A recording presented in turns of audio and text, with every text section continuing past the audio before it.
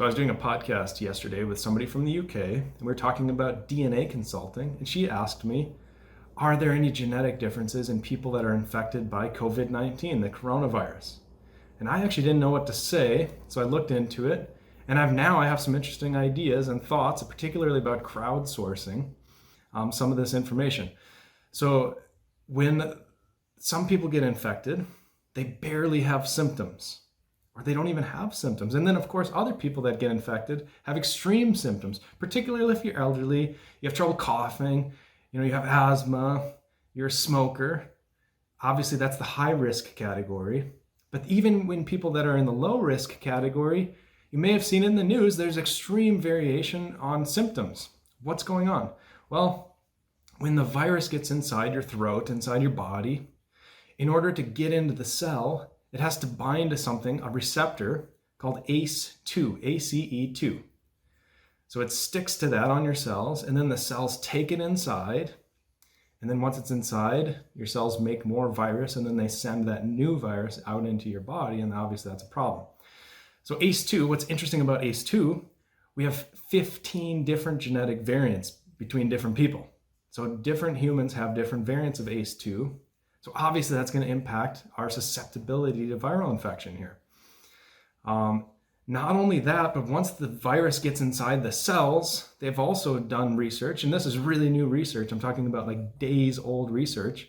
They've discovered that there's something called TMPRSS2, TMPRSS2, inside the cell that helps replicate the virus, helps your body make more virus. And there's 3 genetic variants for that. So there's clearly a lot of variation between different people in terms of taking the virus in and making more virus and how susceptible they are going to be to symptoms. So I propose that we do some crowdsourcing here, and you can help by sharing this or help, and I'll explain it more in just a second.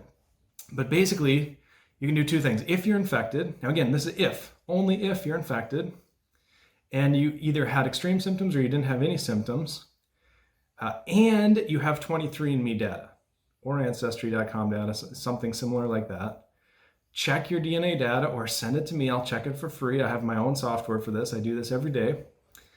Check your DNA data. If you want to do it personally, you can check promethease.com, and be careful of the spelling because it's tricky.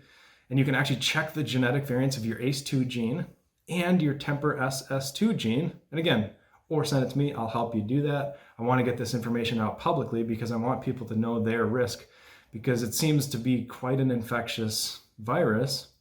And if you're going to get it, I want you to have some sense of whether you should be really cautious in terms of, like taking precautions, and have some knowledge about how problematic it's going to be.